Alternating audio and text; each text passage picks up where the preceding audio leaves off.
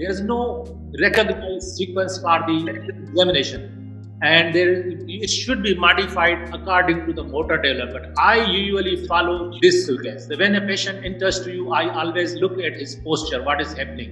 And then I ask him for the gait and certain gait like Trendelenburg and the two tests. Following that, I ask them to lie on the couch. When he goes to the couch, we assess whether what is the problem to getting over the stretcher or over the couch.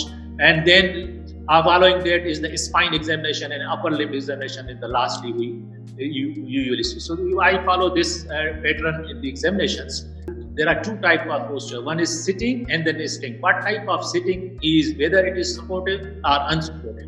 And if it is standing, which type of standing gait he has or posture. One may be the crouch gait, which is flex hip and the hip joints and the ankle joints are also flexed in the crouch gait. There is the jump gait where the child has an equinus gait. He may have an extended knee or flexed knee. Usually the jump is called when there is a flexed knee, flex hip and flex ankles, equinus ankle. That is called the jump gait.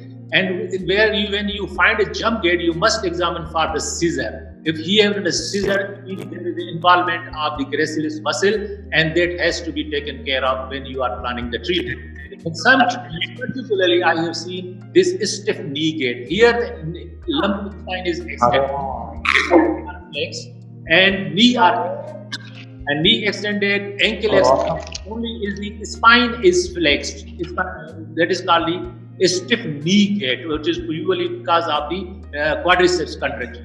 Then you have to assess for the upper limbs. Upper limbs, most important is you have to look for the release phenomena, stereognosis, range of motion. Is there any fixed deformity? The muscle power assessment.